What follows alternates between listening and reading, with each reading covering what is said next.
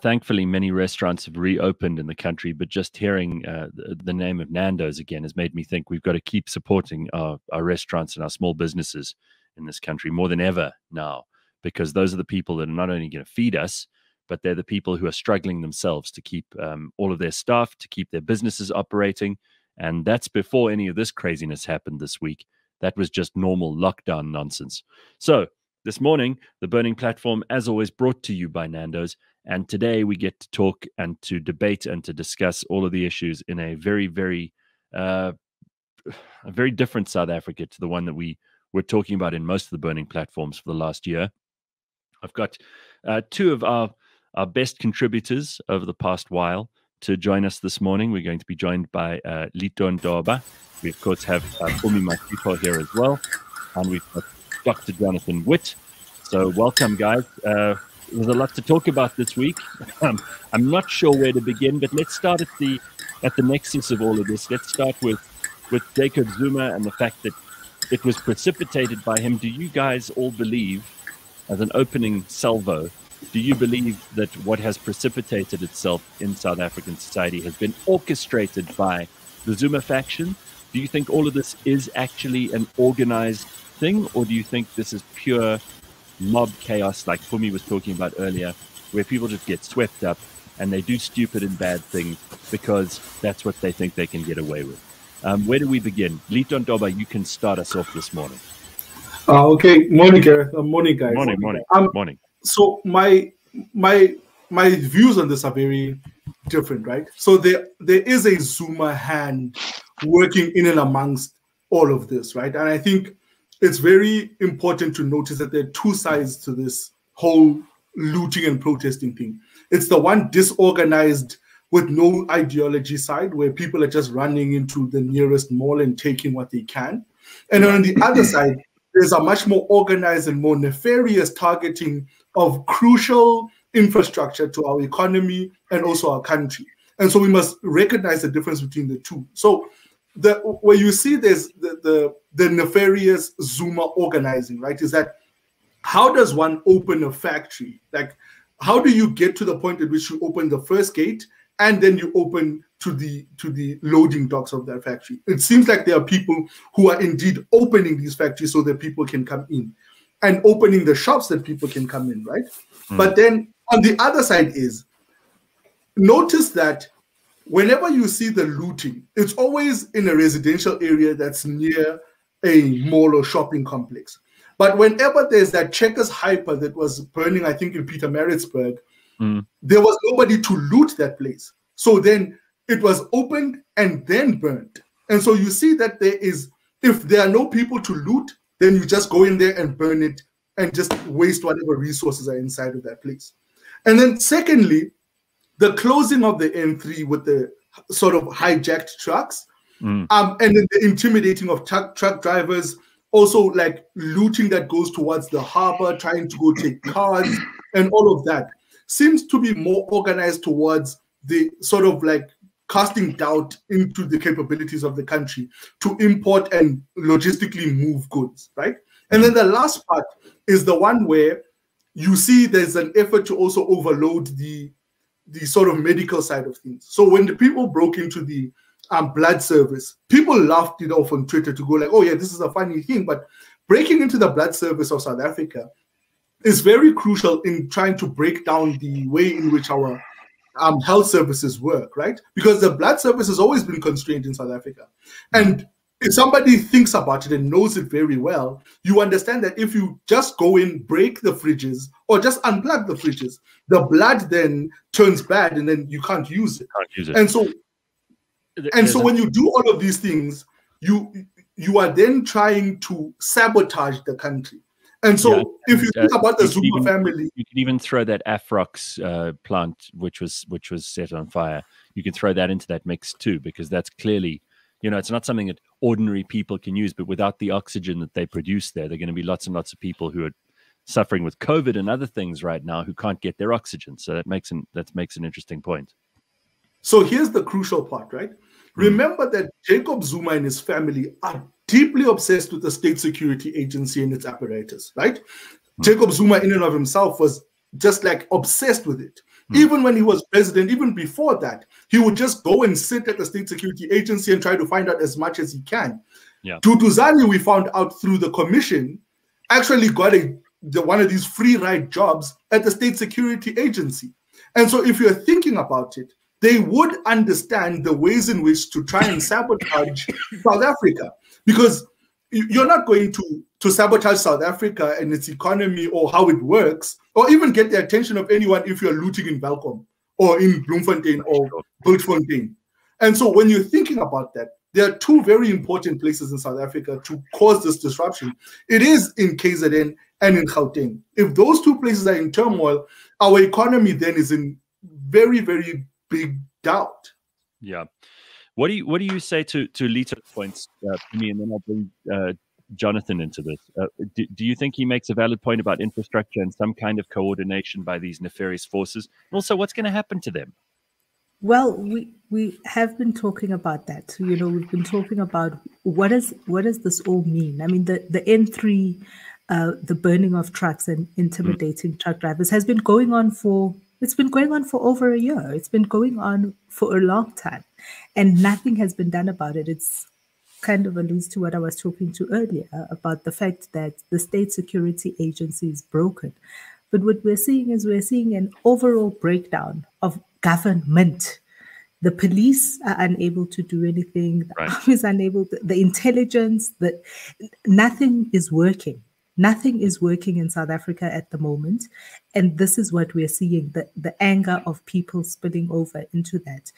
And I've seen WhatsApps of various factions kind of talking about, we're targeting this, we're targeting that, who is with us, the various wards. You talk about, the branches in on the ground in the KZN area, so the branch leaders. And remember that those guys are like networks of patronage right now, deeply entrenched networks of patronage. So there is a coordination, but I don't think it's as well thought out or thought through as Leeto may see it. Leeto, I think that there is a bit of a coordination, but I don't think it's as well thought out as that. Well, Jonathan, you've had some interesting things to say on Twitter about this. How do you see this from the analysis that you've been doing? Morning. I mostly agree with Pumi there. Extraordinary claims require extraordinary evidence. And if you're going to turn around and say, well, this is all coordinated, we need a bit more evidence than that. I'm sorry, but as Pumi says, trucks have been attacked on the N3 for a long time now. Nobody cared. Attacked and burnt. The violence rises and falls on occasion. There was a story about communication towers having been attacked. With due respect, communication towers get attacked all the time because they have batteries and generators and things like that. Perhaps it's a bit worse than it is currently, than it has been. But the truth is I think that we need to look at two realities here. And part of what Leeto is saying is that there's random sort of looting and crowds and mobs rioting. And then there are people who will take the opportunities. And you're going to see that in the next weeks and months. There are going to be political actors who are going to take their opportunities. You saw Julius Malema trying to take his opportunity and screwing it up royally. And everyone is going to try and make the situation the best for them. So yes, are there? Sorry, yes. No. Just finish your sentence on that one. Are there? So there are. Are there people who are engaging in some sort of coordinated planning? Sure, most likely, and that will get more and more as it happens. You can see communities engaging in organized planning to stop this. Yes. Now, the question that you've just made me think of, you said Julius has screwed up his opportunity royally. I, again, can't help feeling sorry for him. He's always been envious of having a struggle, and now this was his chance, and he fucked this up too. I got to ask you all, Duduzane Zuma appears to me to be, where before we weren't really sure of the measure of the man because he's just this good-looking guy. He's popular with a lot of teenage girls, and his father is a very well-known and very capable political actor. Certainly, he's the kind of guy who could stir up a crowd if he needed to, even if he's in prison and the crowd can't hear him. But Duduzane Zuma has revealed himself to be a complete amateur in all of this. Sure. If you've seen the videos that he's been putting out, it's like he's trying to pretend to be an actor who's a politician. It's very bad. The veneer is so thin Do any of you disagree? Because if anyone has blown their opportunity, it's Duduzane Zuma and all of this. I mean, he was hoping for a political career. He's going to run, he's going to run up against the machinery of the ANC in the next elective conference. I mean, is there anyone who's taking him seriously here? The problem with Duduzane is he bought into the narrative that he built around his troll farm, right? The people who were backing him up and saying, this guy's going to be the new Youth League president. He's going to do all of these things. So he thought the internal weakness that's inside the ANC and the ANC Youth League is the weakness that is generally in South Africa. And so he thinks you can get by with like nice English and your good looks and flashing a smile, and then saying things that are totally idiotic, right? And so what we're seeing, and I'm glad he's doing it, because in South Africa, people are starting to think that their politics and the politics of the ANC are some kind of a monarchy where you can inherit your father's popularity, or it can rub off on you. If somebody like gives you 10,000 rand, you're somehow a politician. And now we're starting to see those lines clearly defined. Stay in your lane. You should have stayed in your private school or lived in Dubai, wherever the hell you were. Stay there, because South Africans are more discerning of stupidity now. We are starting to really, really decide who is dumb and should stay out of our way and who is smart enough to lead us. And I think that's a good place where we are, like, as South Africans, in trying to pick out who should be in front of us. It's amazing how much of the stuff gets pushed to the side. And I will give you a chance, Pumi and Jonathan, to respond to Leeto's comments about Duduzane. But it's amazing how people suddenly reprioritize and recalibrate the things that they thought were important a couple of months ago. The things that, it's amazing how, like, Corona has just been pushed off to the side as well. Like, that was never as big an issue as everybody made it to be. I mean, you've been going on about that, Jonathan, fearlessly on Twitter since the beginning, and I've got to give you points for consistency. But now suddenly, when your neighborhood is being assaulted by mobs of people, and when your shops are being looted and there's a chance that you won't have food for the rest of the week, suddenly people's priorities come into stark focus, and they leave behind a whole lot of political bullshit and baggage. And a lot of the things that we thought were so important and we used to discuss here on the Burning Platform are suddenly not big issues. Do you agree? Well, how's about that racism billboard, Gareth? Racism is not the problem. Didn't that just get proven 100% correct? I mean, you should have Gabriel Krause on here so everyone can just applaud him for about 10 minutes. We can give him a standing ovation. Yeah, we had him on to talk about precisely that just 2 weeks ago. And I know. And I think he's thrilled. He's thrilled at how it's been proven right. But yes, I mean, there are other things too that we've looked at. I mentioned COVID and you chuckled. I mean, do you think that that's also been put on the back burner? It turns out lots of people don't care about COVID if there's a chance to grab some free stuff.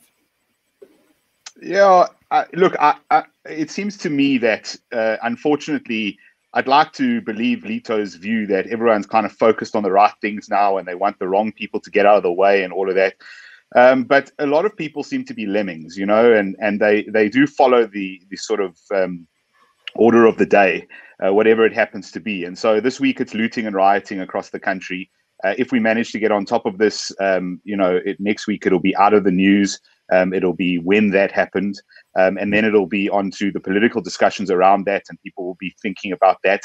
I really think what's important in this whole thing is seeing the bigger picture.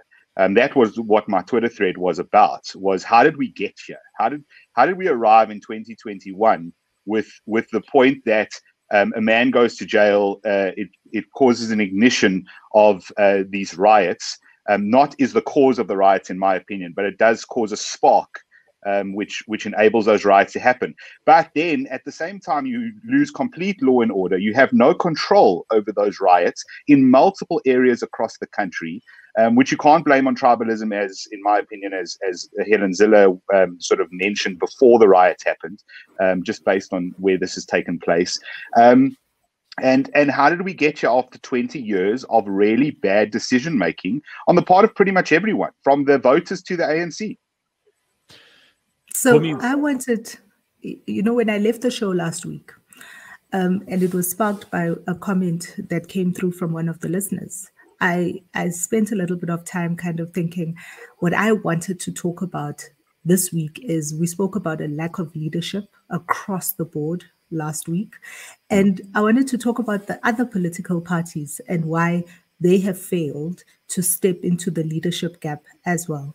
And, we talk about how this whole thing has backfired on Julius in the worst way. I think I've said it on the show before that I think the EFF has plateaued because they are a one-trick pony and they have nothing else to offer us. Their biggest thing for a very long time was get rid of Jacob Zuma. And what's come out on social media platforms across the board is Julius saying, we need a political solution to a political problem.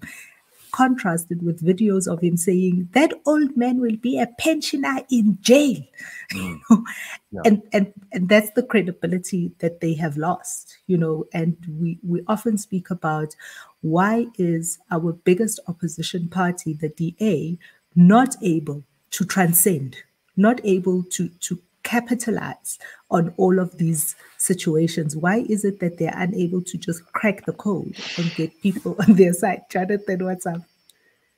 No, I mean, I can give you part of that answer. And part of the answer is part of the people that are responsible for that. And that is the corporate media. The corporate media are responsible. How many people know that John Steenhuisen was on the ground pretty much the next day and has been every day since? He was the first political leader on the ground. Frankly, there is leadership. John Steenhuisen has shown excellent leadership. He posted a statement yesterday which gave good examples of what should be done. The new Zulu king, who is a very young man with very little experience, Mr. Zulu, if I'm not mistaken, he gave a statement which was far superior to anything Cyril has done.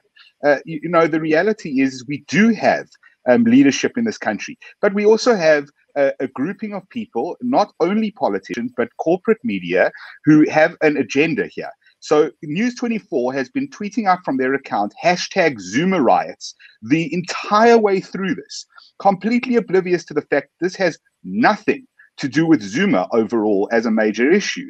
And they are obsessed with doing that. Why? Because as has been their intent since the beginning, Cyril must be the god, i.e. Cyril is majestic, according to Adrian Basson, and Zuma and his faction must be the enemy. And if you can create those two sides, you can keep the ANC in power forever, because you've got one bad side and one good side, and you can sell that to the community. And that's exactly what they do. And so does 702, and so does Power FM, and so does the Mail and Guardian, and I can go on.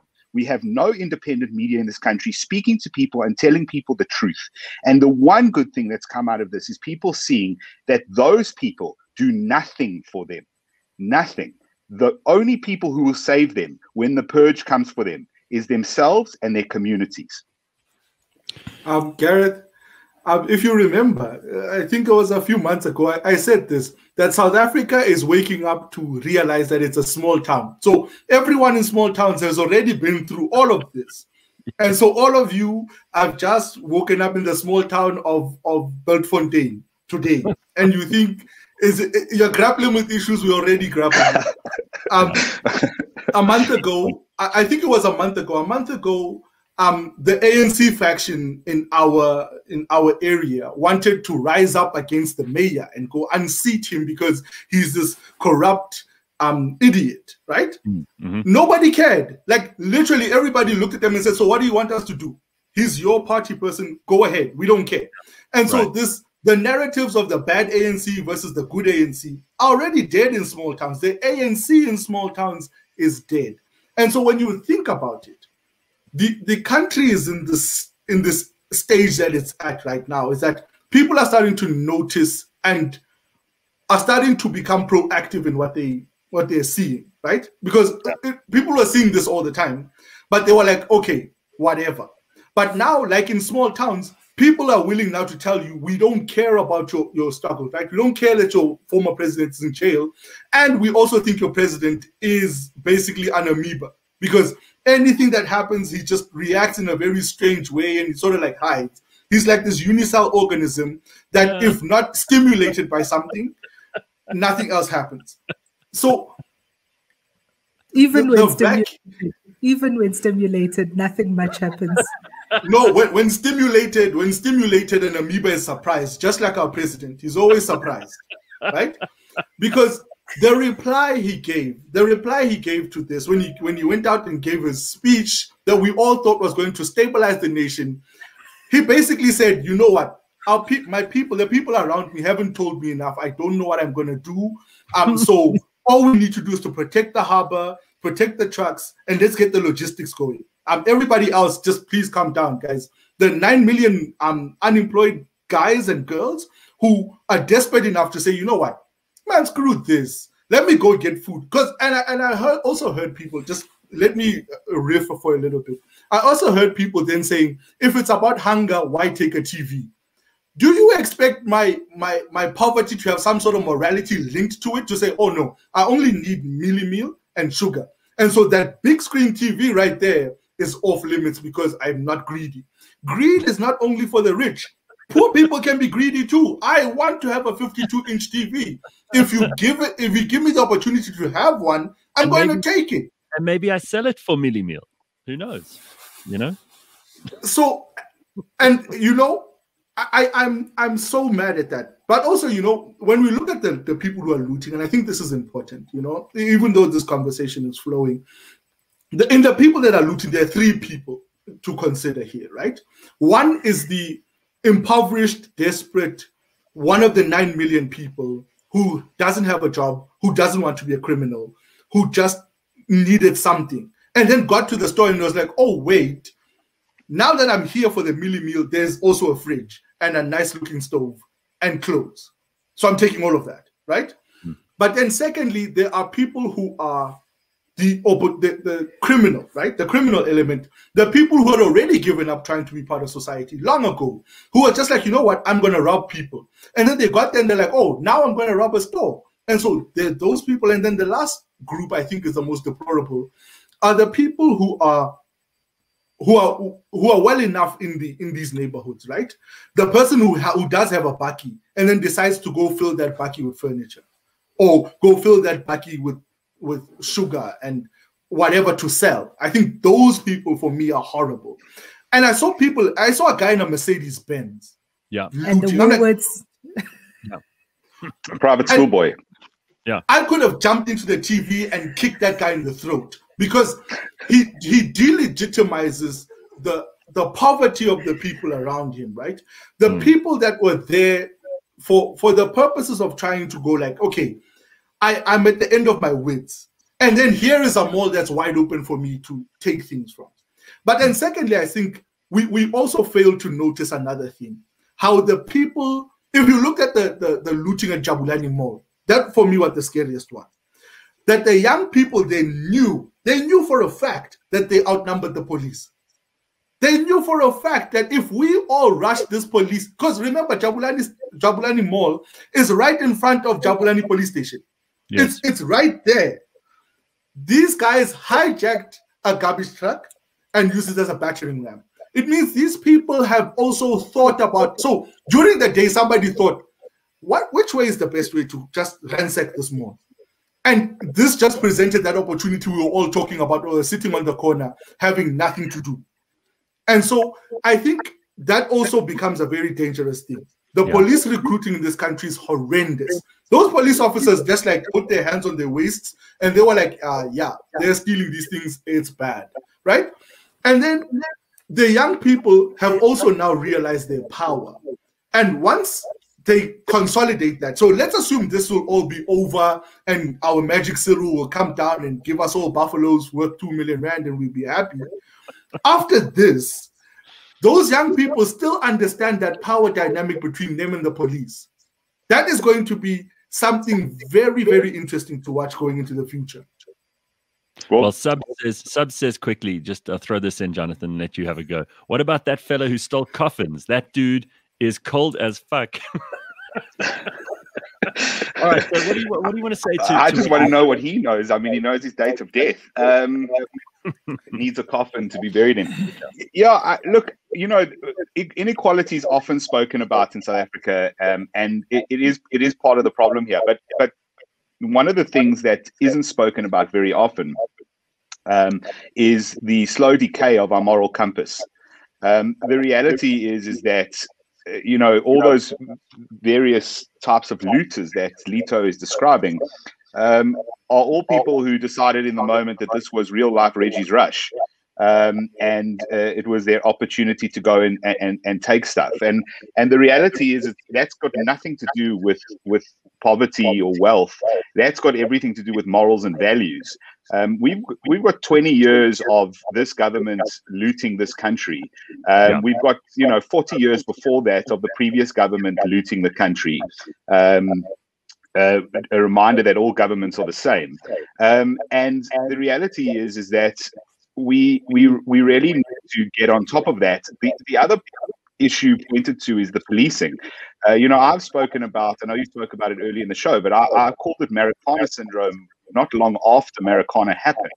And my concern was that obviously there were atrocities committed on the part of police at Marikana. Sure. The issue is that instead of saying, look, we made mistakes, but that doesn't mean public order policing is a bad thing. That doesn't mean there's no place ever for live ammunition. That doesn't mean the police cannot, Becky clearly said we must shoot to kill and everyone went nuts. Yes, I agree with the general sentiment that says we can't just shoot to kill whenever we want. But there is a time and a place to shoot to kill. And the problem we have now is that we neutered our police post Marikana, even more so than they'd been hollowed out before that with the removal of specialist units. And as a result of that, when something like this goes down, we can very much see that the police are completely unable to tackle this. Now, the only way we're going to prevent what Leeto is referring to, where people realize the police cannot control them, is by giving the police power back. One of the jobs of the state is to protect citizens. And the way they do that is through a competent police force. And I think people can't separate sometimes the difference between a competent police force, which does use force when necessary, and a police force that uses force unnecessarily. And unfortunately, in South Africa, we've got a very bad history, both in post-apartheid and pre-apartheid South Africa, whereby, or in apartheid South Africa, whereby the police have done that. No, I think that's a really valid point. And I think that that's also part of Cyril's psychological problem at the moment is Marikana is hanging over him too. And Pumi just went like this when I asked her about it earlier. She's like, check the worry in my eyes, as a point, Cyril might make. But I do think that there's also this general inability to make decisions, which is now, it's coming home to roost. Like now is not the time to prevaricate or to try and please different factions or to try and hold the ANC together. Those days are long gone. Now we're into the hard, tough territory of life and death for some people. And we're talking about looters. But there are communities that are armed and dangerous and fighting for their survival right now. And there are things that are very, very serious about this that have less to do with a macro distribution center and more to do with people who want to live in an orderly society where there are rules and there are laws, and those laws and rules make it possible for us to live in a civilized manner together. And then the people who just don't care about those rules and laws at all. And that's the real problem. That's the division that I wrote about 2 days ago. What do you guys think of that? I actually read that piece and I agree with it, right? And I'm very concerned about the activation of the armed people who want to protect their communities, right? From all across the board.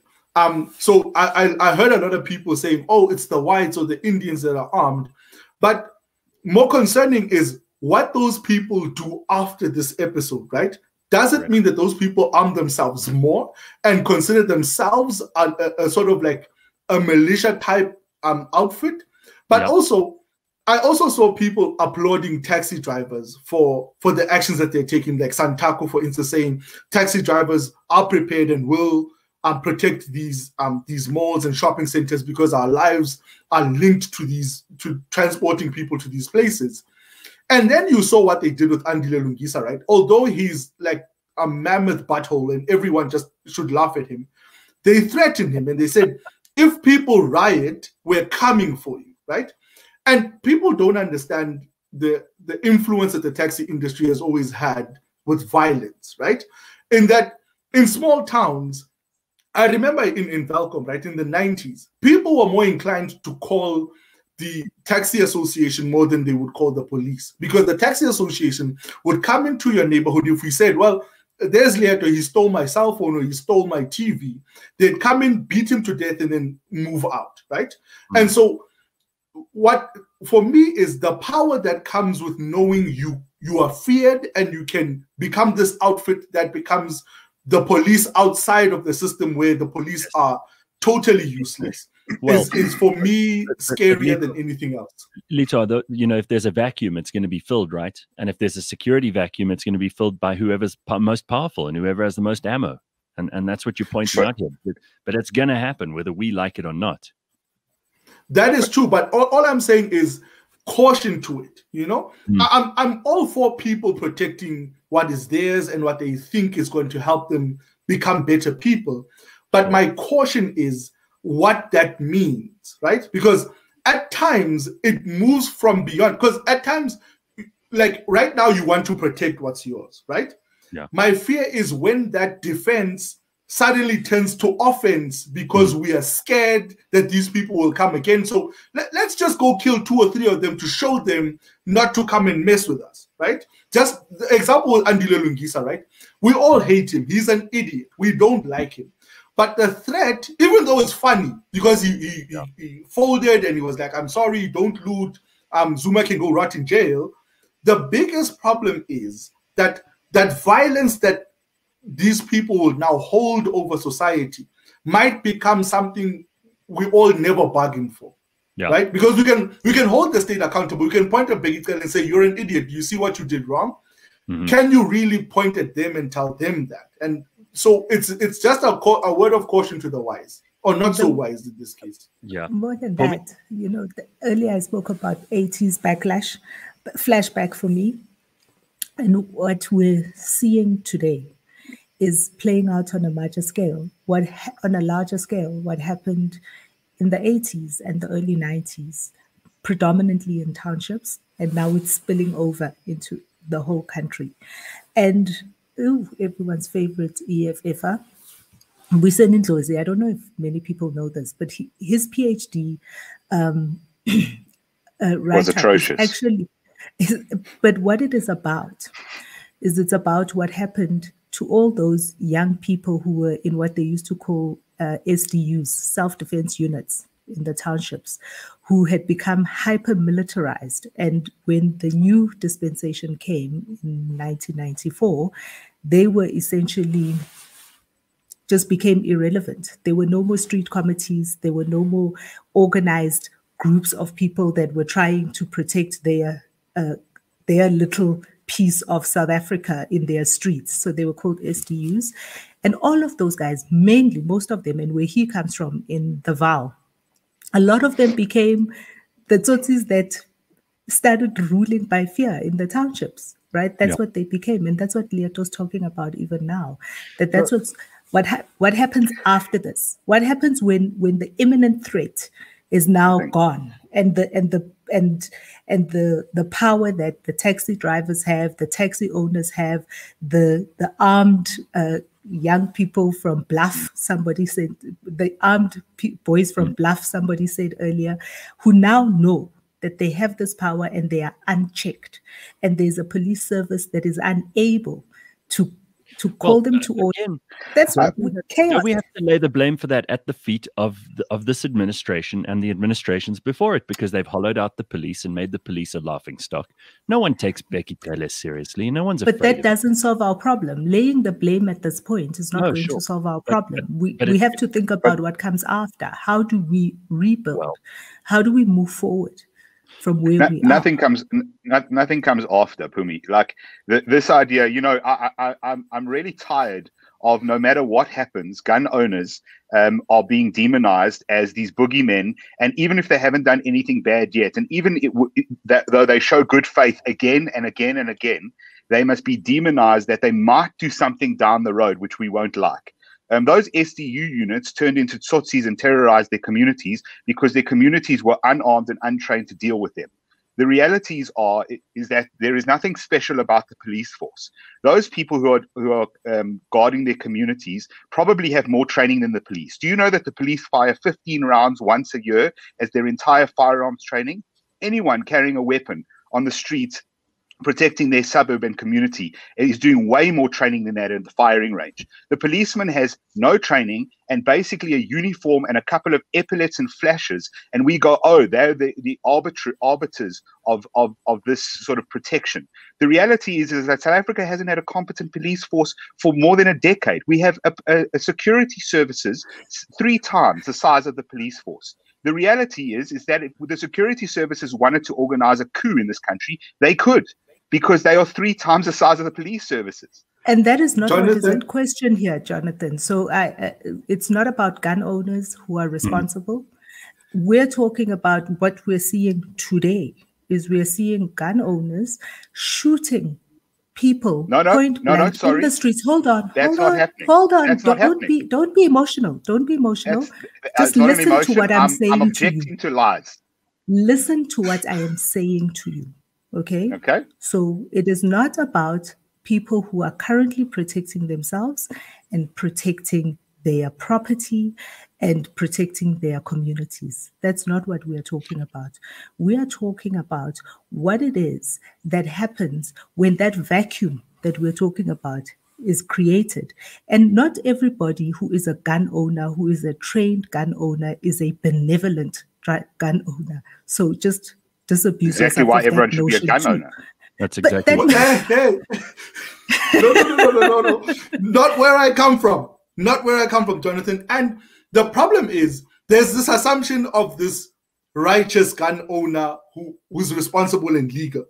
Where I come from, all the gun owners are not righteous, and most of the guns are not legal. That's right. And so criminals are not righteous. No, not criminals. Not criminals. There are people who. The minute you're not righteous, you become a criminal because you're likely breaking the law, Leeto. No, there are people in my neighborhood who have guns, who never use them in a nefarious way, but those guns are illegal. But then they're criminals. That means they're lawbreakers, correct? They're criminals by definition. Oh, so if I have a piece of paper that says I should have a gun, I'm a criminal. Yes. But if I don't, I'm not a criminal. No, if you have you said illegal weapons. Yeah. I mean, that's cut and dried. No. Those weapons aren't illegal. The weapons are legal. They get get the weapons from the police. Okay, they license They get the weapons. No. They get the firearms from the police, but they have no they get license sold by the police. Firearm. Exactly. Well, that's against the law, Leeto. No. They're criminals by definition. Right. But now you are saying, oh, it's against the law. So next time he points a gun at me, I must just say to him, hey, this gun is against the law. Because that's the problem you're missing, is that next time someone points a gun at you, you should be able to point a gun back at them and go, if you don't stop pointing that gun at me, you're going to die. Which is exactly what happened on our streets the other day, which Pumi was trying to point out as gun owners just shooting people in the face, which is not what happened, because when people threw stones and fired weapons at people protecting their property, they fired back, which is completely within the law. Yeah, I just want to quickly direct in a useful way here, because I don't want this to become about gun ownership. I think that I have Gideon on for that. No, but I believe that this is an argument which we'll carry on having. But at this stage, I would much rather have legal firearm owners as my neighbors in a tough situation than have people who are unarmed all around me. And gun-free South Africa, I'm sure you can phone them 100 times and they'll put up notices and arrive and make speeches, but they're going to be useless to you in a situation like this. So let's just as proven. How do we go through the last 72 hours and have this argument? I agree, but Pumi, you brought up at the beginning of the show this morning this thing that's happening in Phoenix right now, and this is a very, very difficult thing to talk about in South Africa because it does involve those things which we've skirted by for a long time. There's a little bit of tribalism here, there's a bit of racism going on here because people do decamp into these areas when things get a bit tough. So what's happening in Phoenix now is it's being put together as this Indian versus Zulu situation. What do you guys think of that, and what do you make as a solution for coming out of this problem?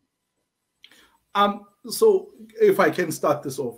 So I think that the Indian versus Zulu situation is one that we conveniently ignored as South Africans, right? Because it was nicer to point at the whites and say, yeah, the whites are racist, they hate us, right? But the Indians versus Zulu situation is one that we all conveniently decided to forget, that these two races don't get along, even though they live alongside each other. And there has been a tension there that has boiled and is now manifesting itself. And so the biggest problem is that since it hasn't been spoken about, and everybody just keeps coming to these communities and saying, oh, quit trying to kill each other, or quit burning these people's shacks, or quit shooting these people. The problem there is that nobody actually got to the core of why these two groups hate each other that much, to the point at which you can leave your house and go and burn somebody's shack down, right? And so the first question that we must ask is, where does it stem from? And what do we do? Because it was basically, if you want to boil it down to the simplest form, the Group Areas Act was very responsible for that, right? This line that divides these two communities and the fear of crossing that line. Like in Welkom, for instance, let me just use my small town as an example.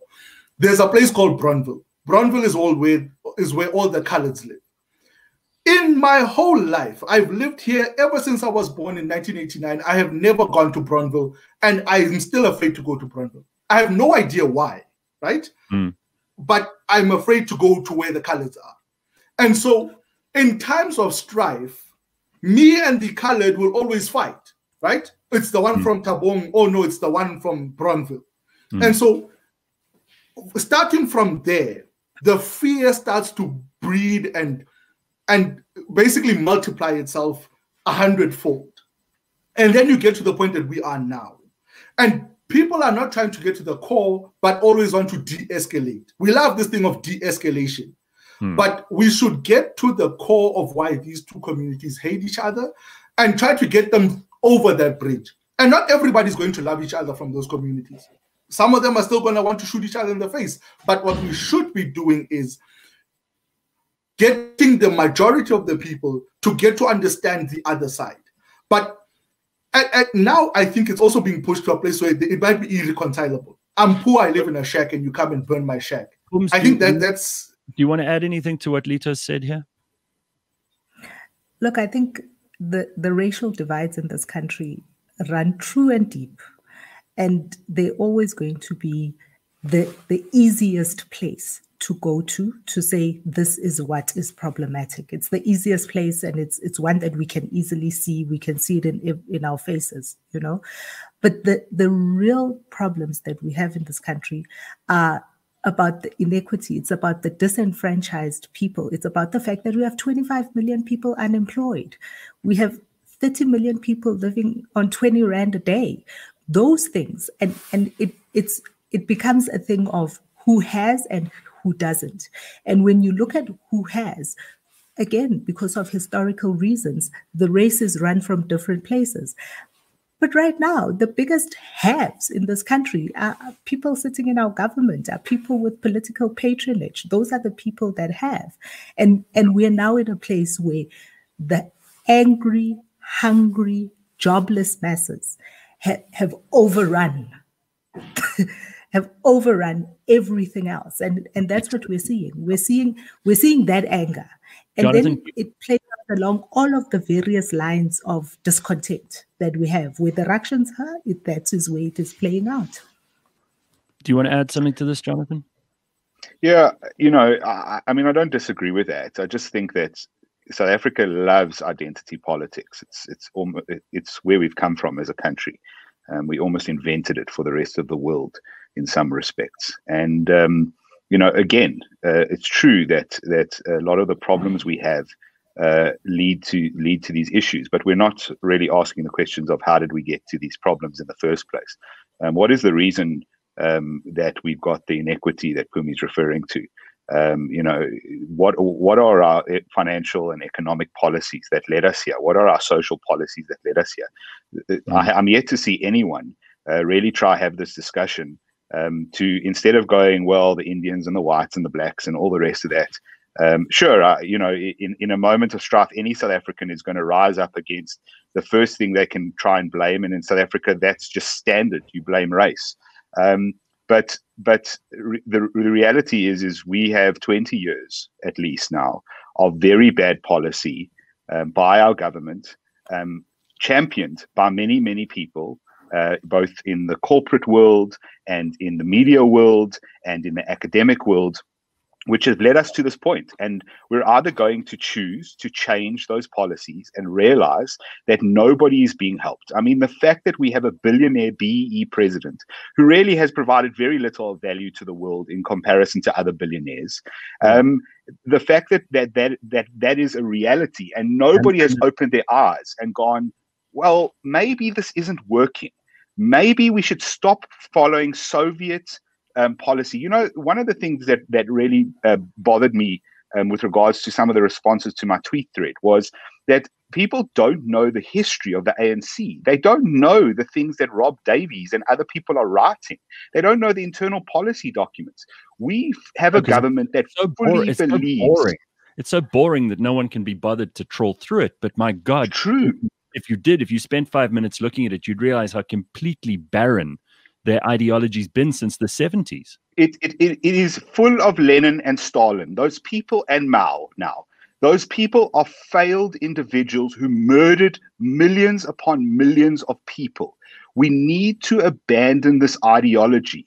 I know that people want to demonize things like capitalism and the free market, but the socialism and communism path is not working for us. It's not helping.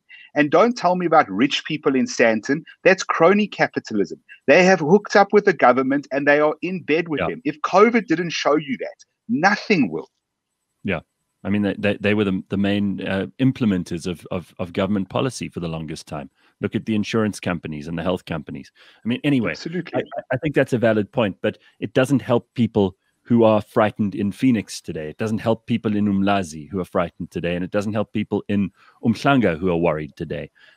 What do you guys suggest as the best course of action out of this, and what do you think is on the other side? Do you think there is a rebuilding that's likely to take place? Do you think that someone is going to fill these vacuums in leadership, in violence, in force, in power? What's going to happen? What's the next step? We've only got 10 minutes left of this. I'd like to hear where you think we go from here. Leeto, you can start. That's been the pattern so far this morning.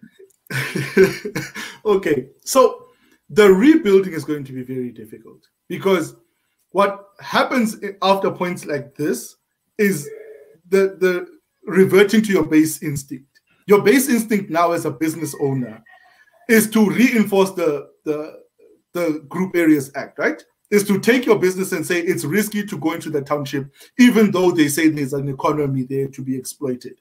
I'm going to take my mall and leave. I'm going to take my Mr. Price and go, because every time I go there, if it does get looted, because remember, the actuaries would actually tell business owners to say, if you want to take your business into those neighborhoods, we are going to charge you more for insurance, because those people are a huge risk. Right? And so most people are going to go back into their little corners because that's the safest option. Now, the problem with that is it's going to be one of the riskiest periods in South Africa post 1994, because from here, then there are leaders who are going to come and exploit desperation. And there are leaders who are very good at that. And I know you said you shouldn't call them leaders, but we should call them that for now, right? Is that Bantu Holomisa is very good at speaking to a desperate person who needs militarization. He's one of the people to look out for. Julius Malema is trying to fashion himself in that way. And he's already spoken about this unled revolution. So his next step is to say, you see what happens when you have an unled revolution? I'm here to lead you. Right? He wants to come and fill that vacuum. And so the biggest issue now is that if we don't disarm the 9 million plus young people who have energy, who have time, if we don't disarm them with opportunities, we are going to be in a much worse of situation in the next year or so, where that 9 million turns to 10 or 11 million. And so the biggest problem for me is that the people who are in a place to make the changes are going to revert back to their corners, which is not the wise thing to do, but the safe thing to do. Being safe is not going to be what's going to take us forward. And I think the outlook should be one of exploration and, Christopher Columbus, if we put it in that way. Just drive a ship somewhere and try and help those people and say, I'm here to help you, but colonize them until they can call you a racist. that doesn't sound like a great plan by social anthropology means. I mean, there are academics all over the country who, if they heard you say that, would be recoiling in horror. What do you think the answers are, Jonathan? I'll let Pumi round it up. Yeah, I mean, I don't have any answers, and I'm not sure anyone else does for, people worried today, and who have lived through a few nights of, ongoing violence and gunfire and are worried to leave their houses, etc. And I do empathize with that. There is no answer to that. I think in some cases, in my opinion, the answer has been the communities taking things into their own hands and protecting themselves for the moment. Yes, that's not necessarily having your husband patrolling the streets is not necessarily an ongoing answer. I think South Africans need to look to the medium and long term. They need to look towards that. We need to remember that this government is voted into power by a minority of citizens. At the end of the day, the ANC gets a little over 10 million votes. And there are enough people in this country, even if every single one of those 10 million people still vote for them, and in my view, they still will. The reality is there are enough people to unseat the government. The greatest stability in this country was Nelson Mandela's government, which was a unity government. It had many voices from many different aspects. There were trade unionists in it, but there were also very ardent capitalists in it. We had a finance minister with his head screwed on about how the world worked and how countries get rich. And the reality is we need to start looking towards that. If only we could get away from silly arguments like, the DA is a white party, or does anyone really believe that this week would have been worse if the DA were in power? I mean, seriously. And the reality is everyone makes those memes about Cape Town and Cape Town pointing their noses down at the rest of the country. Why, guys? What's different in Cape Town? Tell me. What's different in the Western Cape? Never mind just Cape Town. There are poor areas in the Western Cape. There are angry people in the Western Cape. There's a lot of problems in the Western Cape. The DA hasn't solved all of those. I'm not under any illusion. But the reality is that we need to start looking at things as a country and deciding where we want to go. And we need to understand the problems that have led us to this point. And hopefully, communities can start making better decisions for themselves. So that we don't end up in this point ever again. Well, otherwise, all that inequality that Pumi was talking about earlier is just going to be exacerbated. Like Leeto says, that the shops are going to pull out of the townships. The people who have guns are going to get more guns.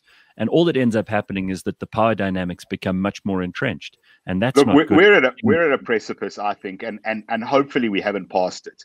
But there's a point at which countries get to where the levels of unemployment, poverty, hopelessness, lack of education, no way out, just basically compound, and you cannot ever get out of them. And we've seen that in some South American countries, in some other African countries. I still think there's a chance to save it in South Africa, but we need to make significant changes in the way we do things as a country, in the way our politicians behave, in who governs us, and in what they do when they govern us.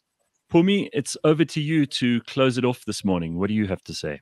My favorite thing about this morning is both Leeto and Jonathan keep talking about we. We need to make better decisions. We need to make changes. We need to take control of our own futures. And I think the most important thing is for all of us to realize that we is made up of you and me. So you and I have to do something in order for things to change. We cannot be sitting here hoping that somebody else is going to step up and make the change, hoping that somebody else is going to step up and provide leadership. We have to do it. That's beautifully said. I'm just going to quickly end off with something from Tracy here, I think it's Tracy who sent this message. Yeah, she says, I recall David Attenborough's reflection of that jar with the red ants and the black ants. Everybody's getting along fine in the jar until someone shakes the jar, and then they start killing each other. So we need to ask in this country, who is shaking the jar? I think that's a very valid point to end on. So, Leeto Nthoba, Pumi Mashiko, Jonathan Witt, thank you all very much for a very elucidating discussion this morning. I'm sure that we will have plenty more to talk about in the coming weeks, but you've all been tremendously helpful. And hopefully there'll be people who are listening now who are able to make more sense. Certainly you've helped me of this madness all around us. And also hopefully we'll return to the Burning Platform next week in a South Africa with a lot less violence and criminality and falling into racial and ethnic and tribal lines of hatred. And let's see that we can get again the we to the forefront of all of this, Pumi. Very, very nice. Thanks, guys. Have an excellent day. That is the Burning Platform. It's brought to you by Nando's.